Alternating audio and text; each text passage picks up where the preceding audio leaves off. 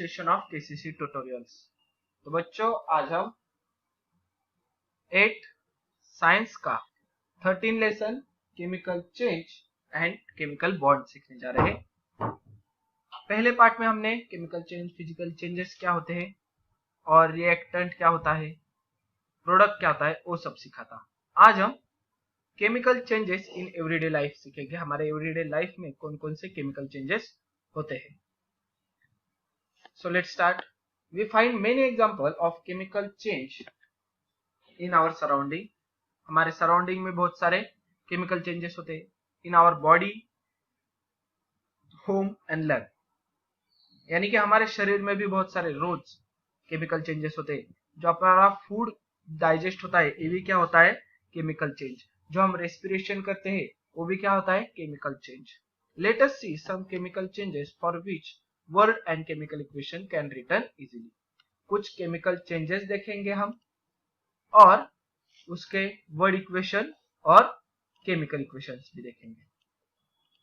तो देख लो, फर्स्ट नेचुरल केमिकल चेंज है हमारा रेस्पिरेशन। अब रेस्पिरेशन होता क्या है उसमें देख लो। Respiration is a continuously occurring biological process. Respiration एक बायोलॉजिकल प्रोसेस है जो कि हमारे शरीर में कंटिन्यूअसली चलती है। रेस्पिरेशन अगर हमारा बंद हो गए तो हमारी बॉडी, हम मर जाएंगे, बराबर। In this process we inhale the air and exhale carbon dioxide and water vapour. हम एयर अंदर लेते हैं जिसमें से सिर्फ ऑक्सीजन हमारे बॉडी को लगता है, और एक्सेल आउट यानी कि बाहर कौन सा गैस निकालते हैं, तो कार्बन डाइऑक्साइड, और उसमें वाटर वेपर होती है। After an in-depth study, it is learned that glucose in the cell react with oxygen. ये भी हमने इससे पहले वाले चैप्टर्स में देखा था कि ग्लूकोज और ऑक्सीजन की रिएक्शन होती है in the inhaled air from the and form, और उस केमिकल रिएक्शन की वजह से कार्बन डाइऑक्साइड और वाटर बन जाते हैं। यानी कि सिंपल, अब डायरेक्टली मैं यहां पर आने वाला हूं क्योंकि आगे क्या दिया है देख लो। The word equation and chemical reaction of the chemical reaction equation of the chemical reaction are as follows. अब इस पूरी जो यहाँ पर हमें सिखाई गई है, ये वाले पूरे रिएक्शन का वर्ड इक्वेशन और केमिकल इक्वेशन लिखेंगे। तो पहले यहाँ पर देख लो, हमने क्या लिया था, एयर ली थी, और एक्सेल आउट क्या कर दिया था, कार्बन डाइऑक्साइड और वाटर वेपर। ये तीनों चीज इंपॉर्टेंट है। तो हमारे बॉडी में जितना सारा ग्लूकोज होता है उसकी रिएक्शन होती है ऑक्सीजन के साथ। तो इसलिए ग्लूकोज प्लस ऑक्सीजन, और इन्हें कहते हैं हम रिएक्टेंट, क्योंकि हमने देखे थे रिएक्टेंट लेफ्ट साइड में होते हैं। देन केमिकल चेंज होगा during the process of respiration. उनमें से क्या तैयार, ये तो ओरिजिनल मटेरियल। अब क्या सेकेंड जो न्यू सब्सटेंस फॉर्म होते हैं वो क्या होता है, कार्बन डाइऑक्साइड और वाटर, जो कि हम प्रोडक्ट बोलते हैं, जिसे हम प्रोडक्ट बोलते हैं। तो ग्लूकोज और ऑक्सीजन की रिएक्शन होने के बाद कार्बन डाइऑक्साइड और वाटर तैयार होता है। तब ग्लूकोज का केमिकल फॉर्मूला क्या है, C6H12O6। ऑक्सीजन का केमिकल फॉर्मूला क्या है, O2। अब जब ये दोनों चीजें एक साथ मिल जाती है तो CO2 and H2, water vapour को हम H2 बोलते हैं। तो क्या नए जो सब्सटेंस तैयार होंगे वो क्या होंगे, CO2 एंड H2, इनके केमिकल नेम्स। देन नेक्स्ट देखते हैं हम क्या दिया है हमें। ट्राई दिस में देख लो, take some freshly prepared lime water. Lime water यानी कि क्या, तो कैल्शियम हाइड्रोक्साइड, CaOH2। यहां पर लिख के देता हूं, CaOH in a test tube. ये हमें लेना है lime water. Keep on blowing in it with the blow tube, और उसमें हमें ब्लो करना है, यानी कि हवा हमें उसमें फूकनी है। What is seen after some time, आपको क्या नजर आएगा उस टेस्ट ट्यूब में। Did the colorless lime water turns milky, जो कलरलेस लाइम वाटर पहले तो कलरलेस था, वो मिल्की यानी कि दूध जैसे कलर का हो गया है क्या, वो देखना है हमें। After some more time you will find that white insoluble solid settle at the bottom of the test tube. After some time हमें क्या नजर आता है, तो कुछ देर बाद नीचे एक सफेद पदार्थ हमारे टेस्ट ट्यूब के नीचे सेटल डाउन हुआ है ऐसे नजर आता है। This is the precipitate of calcium carbonate. जो नीचे व्हाइट सब्सटेंस नजर आता है उसे बोलते हैं हम कैल्शियम कार्बोनेट। अब इसमें किसकी रिएक्शन होती है वो भी देखेंगे हम। The turning milky milk got lime water means that blown gas mix it was carbon dioxide। यानी कि milky lime water turns into milky, इससे नजर हमें आता है कि जो हमने गैस हवा में छोड़ा था, उस टेस्ट ट्यूब में ब्लो किया था, वो कार्बन डाइऑक्साइड होता है। क्योंकि हम सीखे हैं, क्या सीखे हैं, तो कार्बन डाइऑक्साइड, ये भी आपको एमसीक्यू में जरूर याद रखना है, carbon dioxide turns lime water milky. ये नीचे आप लिख के ले लो, carbon dioxide turns lime water milky. अब रिएक्शन देखते हैं हम। तो हमने जो एयर गैस ब्लो किया था वो था कार्बन डाइऑक्साइड, और टेस्ट ट्यूब में हमारे था कैल्शियम हाइड्रोक्साइड। इन दोनों की रिएक्शन होने के बाद क्या फॉर्म हुआ, कैल्शियम कार्बोनेट एंड वाटर। अब इसका हमें केमिकल इक्वेशन दिया है नीचे, नहीं दिया है, ओके, हम लिख सकते हैं। तो देख लो, यहां पर कार्बन डाइऑक्साइड के लिए आपको CO2 plus CaOH calcium hydroxide, calcium carbonate क्या होगा CaCO3 प्लस H2O। आ गए समझ में, ये आप लिख के ले लो। सेकेंड केमिकल चेंज दिया है हमें फोटोसिंथेसिस। इन नेचुरल में देख लो, you know that green plants perform photosynthesis in sunlight. Green plants क्या करते हैं, फोटोसिंथेसिस प्रोसेस करते हैं। ये क्या है, केमिकल प्रोसेस है, केमिकल चेंज है with the help of sunlight. और word equation and chemical equation unbalance है, इक्वेशन अनबैलेंस्ड है, यानी कि जितने रिएक्टेंट होते हैं उतने ही प्रोडक्ट में होने चाहिए, मगर इसमें नहीं है। बैलेंस अनबैलेंस ये आपको 9th में भी होगा। Can be written for the natural chemical change are as follows. तो पहले हम फोटोसिंथेसिस का वर्ड इक्वेशन देखते हैं। उसमें क्या होता है, जो हवा में कार्बन डाइऑक्साइड गैस होता है और रूट्स जो वाटर लेते हैं, तो क्या करते हैं हम, इन दोनों का रिएक्शन हो जाएगा, कार्बन डाइऑक्साइड और वाटर का, in the sunlight and green plant. Green plant होना चाहिए, सनलाइट होनी चाहिए। रिएक्शन के बाद क्या फॉर्म होगा, new substance glucose and oxygen.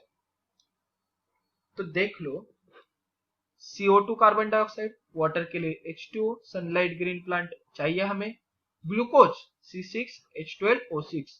ये आपको ध्यान में रखना है, ग्लूकोज का आपको केमिकल नेम पूछा जा सकता है, और ऑक्सीजन का O2। अब आप बोलोगे यहां पर देख लो सर, रेस्पिरेशन में बराबर फोटोसिंथेसिस का उल्टा होता है, ग्लूकोज प्लस ऑक्सीजन रेस्पिरेशन के दरमियान कार्बन डाइऑक्साइड एंड वाटर मिलते हैं। उसी के उल्टा फोटोसिंथेसिस में क्या होता है, कार्बन डाइऑक्साइड और वाटर रिएक्ट होते हैं और ग्लूकोज और ऑक्सीजन देते हैं। ये क्या है, रिवर्स है एक दूसरे के रिएक्शन, फोटोसिंथेसिस और रेस्पिरेशन। ये तो हो गई हमारी नेचुरल। अब आते हैं मैनमेड की तरफ। Manmade chemical changes, we bring about many chemical changes for our use in our everyday life. Let us see some of them. The chemical change that we saw in the first activity is used in cold drink called soda lemon. तो पहली जो हमें activity है वो हम cold drinks में use करते हैं। It means that it is useful man-made chemical change. ये क्या है, एक यूजफुल मैन-मेड केमिकल चेंज है जो कि है कंबशन ऑफ फ्यूल। अब इसमें क्या होता है वो देखते हैं। वुड, कोल, पेट्रोल और cooking gas are burn for getting energy. हम लकड़ी, कोयला, पेट्रोल ये जलाते हैं एनर्जी पाने के लिए। जैसे कि चूल्हा होता है, उसमें कोल, वुड यूज होता है, पेट्रोल गाड़ियों में यूज होता है एनर्जी लाने के लिए। The common substance that Burns in all this fuel is carbon. मगर इन कौन सा भी तो आप फ्यूल ले लो, उसमें एक कॉमन सब्सटेंस होता है जो कि होता है कार्बन। रिएक्शन जो होने वाली थी वो किससे होती है? कार्बन से ही। During the combustion process carbon combines with oxygen in air. तो जब कंबशन होता है तो इसी कार्बन का हवा में रहने वाले ऑक्सीजन के साथ रिएक्शन हो जाता है and the product carbon dioxide is form. और कार्बन और ऑक्सीजन के रिएक्शन से हमें कार्बन डाइऑक्साइड मिलता है। So a common equation can be written for all this combustion process as follows. तो इसकी वर्ड इक्वेशन, केमिकल इक्वेशन देखते हैं क्या होता है। तो हर एक फ्यूल में रहने वाला कार्बन और हवा में रहने वाला ऑक्सीजन, इनकी रिएक्शन होगी तो इससे पैदा जो नया सब्सटेंस होगा वो होगा कार्बन डाइऑक्साइड। तो यहां पर आप लिख लो R, यहां पर आप लिख के ले लो P, दैट इज ये दोनों क्या है? रिएक्टेंट। ए वाला जो नया सब्सटेंस होता है वो प्रोडक्ट। देन कार्बन के लिए C और ऑक्सीजन के लिए O2, ये एक साथ आते हैं, CO2 बन जाता है, that is carbon dioxide. Combustion of fuel is a fast and irreversible chemical change। यानी कि देख लो, आपने कोल ले लिया, उसको जला दे, उसे जलने में वक्त नहीं लगता, वो जल्दी से जलता है। पेट्रोल ले लिया, उसको एक मैचस्टिक से जला डाला, 2-3 सेकेंड में आग लगने लगती है। मगर एक फास्ट प्रोसेस होती है और इरिवर्सिबल, यानी कि रिवर्स में नहीं होती। जैसे कि मान लो कोयला जला डाला, उससे ऐश तैयार हुई। अब ऐश को हम किसी प्रोसेस से वापस कोयला नहीं बना सकते। पेट्रोल को जला दिया, बराबर, और वापस आप बोलोगे आप उस पे पानी छिड़कता हो उससे वापस पेट्रोल बनेगा, तो नहीं होता। देन सेकेंड हमारी मैनमेड केमिकल चेंज है cleaning of Shahabad tile with dilute hydrochloric acid. तो कई बार आपने देखे होंगे जो नए घर होते हैं उनके टाइल्स पर दाग होते हैं, बराबर। घर के कामों के दरमियान उन टाइल्स पर थोड़ा सीमेंट, व्हाइट पुट्टी वगैरह वगैरह कुछ सामान गिरने की वजह से उसकी चमक जाती है। तो क्या करते हैं, हम उन शाहाबाद टाइल्स को क्लीन करते हैं। तो वो हम हाइड्रोक्लोरिक एसिड से क्लीन करेंगे। वही रिएक्शन आज सीखेंगे। The chemical composition of Shahabad tile is mainly calcium carbonate. यानी कि शाहाबाद टाइल मेनली क्या होती है? Calcium carbonate. उसकी रिएक्शन होने वाली है हाइड्रोक्लोरिक एसिड के साथ। ओके, तो रिएक्टेंट में दो चीजें आने वाली है। First one Shahabad tile that is calcium carbonate and second one hydrochloric acid. यहाँ पर दो चीजें आपको नजर आ रही है। During its cleaning the hydrochloric acid the upper layer of tile react with hydrochloric acid। जो ऊपर वाली परत होती है उस टाइल की, वो क्या होती है? रिएक्ट होती है हाइड्रोक्लोरिक एसिड के साथ। एंड 3 प्रोडक्ट्स आर फ्रॉम, और इस रिएक्शन की वजह से 3 चीजें न्यू सब्सटेंस तैयार होते हैं। अब 3 न्यू सब्सटेंस जो तैयार होते हैं वो कौन से होते हैं? One of them is calcium chloride. यहाँ पर हमने लिख लिया calcium chloride, that is CaCl2 which is being soluble in water। मगर वो soluble in water होता है, यानी कि पानी के साथ मिला हुआ होता है। and get washed away with water। एक कैल्शियम क्लोराइड पानी के साथ वो हम साफ करते हैं ना, उसी के साथ उस टाइल से चला जाता है। टाइल के ऊपर कैल्शियम क्लोराइड तैयार होगा और वो पानी के साथ जब हम उसे वॉश करते हैं तो वो चला जाएगा, यानी कि हमारे टाइल पर कैल्शियम क्लोराइड नहीं मिलेगा। Then the second product is carbon dioxide। It bubbles mix up in the air।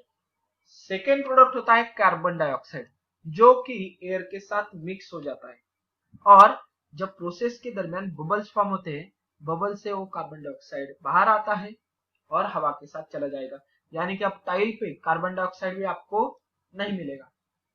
Then third product water mixes with the water. जो हम यूज करते हैं ना, अब रिएक्शन के बाद थोड़ा बहुत वाटर जो तैयार होता है वो वॉशिंग के दरमियान दूसरे वाटर के साथ मिक्स होगा और वो हम क्या करते हैं? वर्ड इक्वेशन क्या बन रहा है हमारा, कैल्शियम कार्बोनेट हाइड्रोक्लोरिक एसिड के साथ इन दोनों की रिएक्शन होगी, उससे जो नए सब्सटेंस जो तैयार होंगे वो कैल्शियम कार्बोनेट रहेगा, कार्बन डाइऑक्साइड रहेगा और वाटर, 3 प्रोडक्ट्स तैयार होंगे नए। देन नेक्स्ट हमारा है प्रोसेस जो कि है सॉफ्टनिंग ऑफ हार्ड वाटर। अब हार्ड वाटर और सॉफ्ट वाटर क्या होता है, तो जो बोरिंग्स, ट्यूबवेल्स, वेल्स का जो पानी रहता है उसमें सॉल्ट ज्यादा रहता है, उसे हम बोलते हैं हार्ड वाटर। और जो फिल्टर आउट करके पानी जिसमें सॉल्ट नहीं है, फिल्टर का आपने पानी पिया होगा और बोर का पानी पिया होगा, तो आपको टेस्ट में फर्क नजर आता है। तो बोरवेल का पानी में ज्यादा सॉल्ट होने के कारण उसे बोलते हैं हार्ड वाटर। जिसमें सॉल्ट ज्यादा है उसे बोलेंगे हम हार्ड वाटर, जिसमें सॉल्ट नहीं है, थोड़े सॉल्ट है, उसे बोलेंगे हम सॉफ्ट वाटर। तो देख लो, some wells and tubewells have hard water, कुछ वेल और ट्यूबवेल को हार्ड वाटर रहता है, यानी कि जिसमें सॉल्ट की मात्रा ज्यादा होती है। It is brackish to taste, एक ब्रैक यानी कि साल्टी टेस्ट होती है उसकी, and do not form lather with soap, और इसके उस पानी में अगर हम डिटर्जेंट मिला दे तो ज्यादा लेदर यानी कि फोम तैयार नहीं होता उससे, जिसे हम फेस बोलते हैं। This is because hard water contains the chloride and sulphate salts. तो हार्ड वाटर में क्या होते हैं, क्लोराइड और सल्फेट के सॉल्ट होते हैं, किसके, कैल्शियम और मैग्नीशियम के। यानी कि कैल्शियम क्लोराइड होता है, नहीं तो कैल्शियम सल्फेट होता है। दूसरा क्या होता है, मैग्नीशियम क्लोराइड होता है, नहीं तो मैग्नीशियम सल्फेट होता है। ऐसे सॉल्ट्स होते हैं इन अ डिजॉल्व स्टेट, यानी कि पानी में मिक्स हुए हुए, वो अलग से हमें सॉल्ट्स नजर नहीं आते। To soften the hard water a solution of washing soda is added to it. अब हम उसमें क्या करते हैं, डिटर्जेंट पाउडर वॉशिंग सोडा डाल देते हैं। This results in a chemical reaction to form a precipitate of insoluble carbonate salt of calcium and magnesium। तो पहले तो यहां पर ऊपर देख लो हमें क्या दिया है, कैल्शियम और मैग्नीशियम के कौन से सॉल्ट, एक तो क्लोराइड नहीं तो सल्फेट के सॉल्ट होते हैं। मगर जब हम उसमें डिटर्जेंट पाउडर डालते हैं, दैट इज वॉशिंग सोडा, तो कैल्शियम और मैग्नीशियम के कार्बोनेट तैयार होते हैं, यानी कि जो सल्फेट और क्लोराइड था वो कन्वर्ट होता है कार्बोनेट के साथ। आ गए समझ में। As a dissolved state of calcium and magnesium go out in the form of precipitate of carbonate salt, the water is softer। तो जब कार्बोनेट सॉल्ट तैयार होंगे तो उस वाटर को हम बोलते हैं सॉफ्टेड, यानी कि soft water. Soft water hard water का मेन समझ लो, जिसमें सॉल्ट कंटेंट ज्यादा है उसे बोलेंगे हार्ड वाटर, जिसमें सॉल्ट कंटेंट कम है उसे बोलेंगे सॉफ्ट वाटर। अब वर्ड इक्वेशन और केमिकल इक्वेशन इनका देखते हैं। तो वर्ड इक्वेशन को देख लो, कैल्शियम क्लोराइड ले लिया हमने, कैल्शियम यहां पर देख लो और क्लोराइड, ये पहले तो हमारे पास सॉल्ट है। Washing soda that is sodium carbonate, उसमें मिक्स कर देंगे। उसके बाद क्या तैयार होता है, तो कैल्शियम का कार्बोनेट सॉल्ट तैयार होगा। तो कैल्शियम कार्बोनेट देख लो यहां पर, अब कैल्शियम कार्बोनेट तैयार होगा और सोडियम क्लोराइड तैयार होगा, दूसरा प्रोडक्ट। ऐसे ही रिएक्शन होती है CaCl2 that is calcium chloride, sodium carbonate का होता है Na2CO3। जब ये मिक्स हो जाते हैं तो ACA की रिएक्शन इस CO3 के साथ हो जाती है, CaCO3, और इस Na की रिएक्शन इस Cl2 के साथ हो जाती है, Na2 और Cl2 2 कॉमन साइड में रख दिया मैंने, NaCl that is sodium chloride तैयार होता है। Write word and chemical equation for the chemical change taking place in the magnesium salt during the softening of hard water। अब मैग्नीशियम का हमें रिएक्शन लिखना है, तो कैसे लिखेंगे देखो, MgCl प्लस Na2CO3, इससे क्या बन जाएगा, तो MgCO3 इरेज कर देता हूं, एन निकाल दिया है यहाँ पर मैंने, MgCO3 that is magnesium carbonate plus, यहाँ पर Cl2 होना चाहिए, MgCl2 plus Na2CO3, MgCO3 plus NaCl, ये हो गई हमारी यहाँ की reaction, that is magnesium chloride plus sodium carbonate gives out, reaction होने के बाद इस एरो को बोलेंगे हम gives out magnesium carbonate plus sodium chloride. Reaction भी आप लिख के ले लो।